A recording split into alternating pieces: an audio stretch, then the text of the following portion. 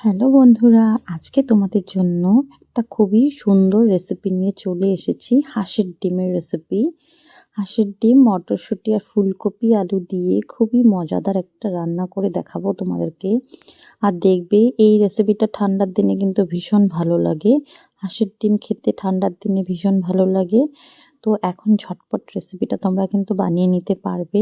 এখন কিন্তু খুব ভালো ভালো হাঁসের ডিম পাওয়া যায় আর খুব সুন্দর সুন্দর, আর ভিতরে কিন্তু খারাপও বেরোয় না, যেহেতু ঠান্ডার দিন তার জন্য।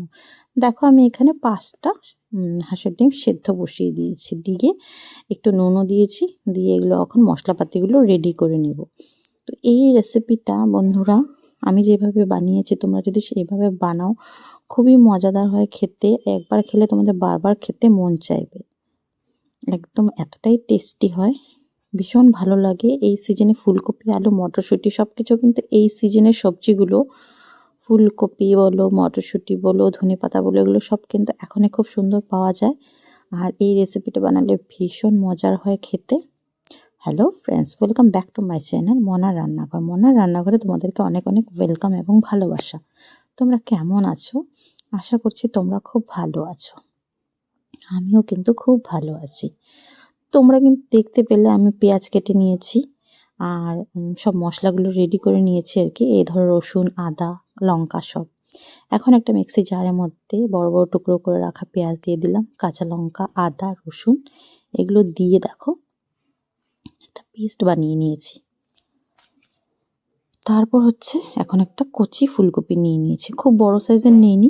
তো বন্ধুরা বলছিলাম সেটা হচ্ছে খুব ছোট্ট একটা ফুলকপি নিয়েছি। আর মানে ফুলকপি ডাঁটাটা দেখলে তো খুব সুন্দর, কিন্তু ফুলকপির ডাঁটাটা এটা দিয়েও কিন্তু একটা খুব সুন্দর রেসিপি বানানো যায়, অনেক রকমই বানানো যায়। তো আমি ফুলকপিটাকে টুকরো করে নিয়ে দেখো জলের মধ্যে ছেড়ে দিচ্ছি, ভালো করে ধুয়ে নেব।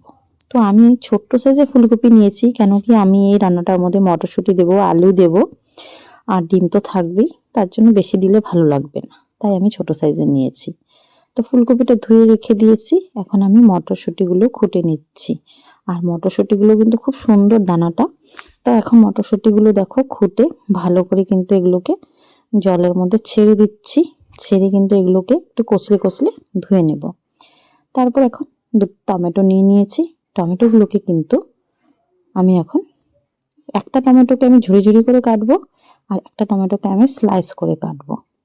তো দুরকম ভাবে ইউজ করবো। এই দেখো কিছু মানে একটা টমেটোকে টুকরো টুকরো করে একদম ছোট ছোট করে কেটে নিয়েছি, আর একটা একটু বড় বড় স্লাইস করে নিয়েছি। তো মোটামুটি আমার সব সবজিগুলো রেডি করা হয়ে গেছে। এখন দেখো হাঁসের ডিমটা সেদ্ধ করে নিয়েছি, আর ডিমের সাইজটা কিন্তু খুব সুন্দর ছিল, একদম বড় বড়। তো ঠান্ডা জল দিয়ে নিয়েছি, দিয়ে এখন হাঁসের ডিমটা দেখবে ছুলতে গেলে কিন্তু খোসাটা ছাড়াতে গেলে অনেক সময় ভেঙে যায় বা উঠে আসে।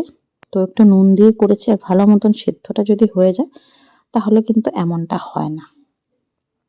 তারপর দেখো আমি যেটা করেছি, একটা কড়াই গরম বসিয়ে দিয়েছি।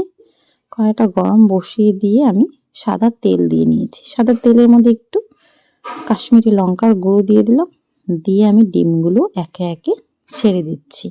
তাহলে কি হবে, একটা সুন্দর কালার আসবে। মানে ডিমটা যে আমরা ভাজা করব, দেখবে ডিম ভাজাটা একটা গোল্ডেন সুন্দর একটা কালার আসবে। একটু আমি হলুদ গুঁড়োও দিয়ে দিলাম দেখো। আর মানে এভাবে করে যদি তোমরা ডিমটা ভাজা করো বন্ধুরা, খুবই সুন্দর হয় দেখতে, একদম মানে সোনালি কালার একটা সুন্দর আসে, দেখো কত সুন্দর লাগছে। তো এর থেকে বেশি যদি ভাজা করি হাঁসের ডিমটা কিন্তু হার্ড হয়ে যাবে, তার জন্য কিন্তু আমি এখন তুলে নিচ্ছি। আমার অনেক সুন্দর ভাজা হয়ে গেছে। এখন এই তেলের মধ্যেই আমি যে ধুয়ে রেখেছিলাম ফুলকপিটা, আমি ফুলকপিটা ছেড়ে দিয়েছি। ছেড়ে দিয়ে ফুলকপিটাকে লাল লাল করে ভেজে নেব। যে কোনো রান্না দেখবে বন্ধুরা, আমরা যদি এইভাবে করে একটু আলাদা আলাদা করে ভেজে তারপর রান্না করি, রান্নাটা স্বাদটা কিন্তু খুবই ভালো হয়। আর যদি আমরা সব একবারে ফোড়ন দিয়ে সব আলু ফুলকপি মটরশুঁটি ছেড়ে রান্না করি, সেটার স্বাদটা কিন্তু আলাদা হয়। তো আমার কাছে তো এমনই ভালো লাগে। তো দেখো আমি ফুলকপিগুলো সুন্দর করে ভেজে লাল লাল করে তুলে নিয়েছি। এখন আমি ওই তেলের মধ্যে গোটা জিরে ফোড়নে দিয়ে দিলাম, আর দিলাম শুকনো লঙ্কা আর তেজপাতা। একটু নাড়াচাড়া করে নেব। নাড়াচাড়া করে নিয়ে আমি যে মশলাটা বানিয়ে রেখেছিলাম সেই মশলাটা দিয়ে দিলাম। আস্তে আস্তে করে দেবো, যেহেতু অনেক তেলটা ছিটে আসে। তারপর দেখো একটা সুন্দর কালার আসার জন্য এখানে আমি কাশ্মীরি লঙ্কার গুঁড়োটা আগেই দিয়ে দিলাম। তারপর খুব সুন্দর করে নাড়িয়ে চাড়িয়ে এগুলোকে খুব সুন্দর করে কষিয়ে নিতে হবে। মশলাটা খুব সুন্দর করে কষাতে হবে। কষাতে কষাতে একটা খুব সুন্দর কালার চলে আসবে। দেখো এখন আমি কুচানো টমেটোটা দিয়ে দিচ্ছি। আর যে আমরা স্লাইস করে রেখেছিলাম টমেটোটা, সেটা কিন্তু পরে ইউজ করব। আর কিছু পেঁয়াজ রেখেছিলাম একটু বড় বড় করে, সেটাও দিয়ে দিচ্ছি এখন। এই মশলার সাথেই টমেটো আর বড় বড় কেটে রাখা পেঁয়াজটা দিয়ে ভালো করে দেখো নেড়ে চেড়ে এখানে আবার মিলিয়ে নেব। তারপর আমি এখানে দিয়ে দিলাম যে মটরশুঁটিটা ধুয়ে রেখেছিলাম। এই পর্যায়ে যদি আমরা মটরশুঁটিটা না দিই, যেহেতু এখন মটরশুঁটিগুলো কিন্তু দেখবে একদম সফট থাকে না আর একদম কচি থাকে না, অনেকটাই বড় বড় দানা হয়ে গেছে। তার জন্য যদি এখন দিয়ে না কষানো হয় তাহলে কিন্তু মটরশুঁটিটা কাঁচা থেকে যাবে, সেদ্ধ হবে না। তার জন্য এই সময়টাতে দিয়ে ভালো করে মশলার সাথে একদম নাড়িয়ে চাড়িয়ে আমাদের কষিয়ে নিতে হবে, তাহলে কিন্তু মটরশুঁটিটা খুব সুন্দর সেদ্ধ হয়ে যাবে। তো বন্ধুরা, এখানে বলে রাখি, তোমাদের যদি আমার ভিডিও ভালো লাগে অবশ্যই একটা লাইক করতে ভুলো না। আর তোমরা যদি আমার চ্যানেলে নতুন হয়ে থাকো, চ্যানেলটা সাবস্ক্রাইব করার অনুরোধ রইল। পারলে তোমাদের বন্ধুদের সাথে একটু শেয়ার করে দিও। ফেসবুক পেজ থেকে দেখে থাকলে প্লিজ পেজটা ফলো করার অনুরোধ রইল। আর হ্যাঁ, তোমরা কোন জায়গা থেকে দেখছো ভিডিওটা সেটা কমেন্টে জানাতে কিন্তু একদমই ভুলবে না। তো দেখো বন্ধুরা, তোমাদের সাথে কথা বলতে বলতে কিন্তু আমি নুন, হলুদ গুঁড়ো, তারপরে জিরে গুঁড়ো, ধনে গুঁড়ো, এটা হচ্ছে গিয়ে চিকেন মশলা, এগুলো সব দিয়ে একটু জল দিয়ে সুন্দর করে এটাকে আবার কষাবো। খুব সুন্দর করে কষাতে হবে ধাপে ধাপে আমাদের, সুন্দর করে যতক্ষণ না কষাবো কিন্তু রান্নাটা কিন্তু ভালো হবে না। তো কষানোটা কিন্তু মাস্ট। আর যখনই দেখবে একটু লেগে ধরছে তখন একটু সামান্য পরিমাণে জল দিয়ে নেবে। তারপর দেখো একটু জল দিয়ে আমি কষিয়ে ঢাকা দিয়ে দিয়েছি। এখন দেখো খুলেছি, কত সুন্দর দেখেছো তেলটা সেপারেট হয়ে গেছে, দেখে তোমরা বুঝতেই পারছো। এখন আমি ভেজে রাখা ফুলকপিটা দিয়ে দিলাম।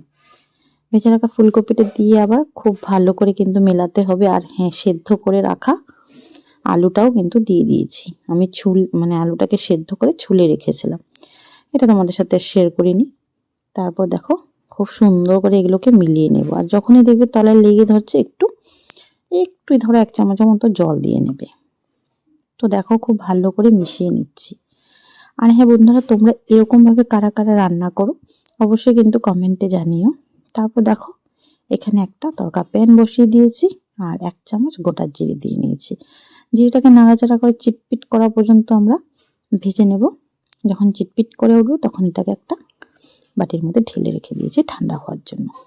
এপাশে আবার তরকারিটাকে ভালো করে নাড়াচাড়া করে নেব, না হলে আবার লেগে ধরবে। তো নাড়িয়ে চাড়িয়ে আমাদের কষানো কিন্তু প্রায় হয়ে গেছে। এখন আমি একটু জল দিয়ে দিলাম, দিয়ে মিলিয়ে দেখব, যদি আরেকটু দরকার পড়ে জলের তাহলে আরেকটু অ্যাড করবো। তো আমি আরেকটু অ্যাড করে দিয়েছি।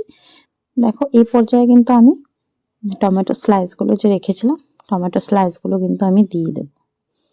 একটা একটা করে খুব সুন্দর করে একদম সাজিয়ে দিয়ে দেব, দেখতেও সুন্দর লাগবে আর খেতে তো ভালো লাগবেই।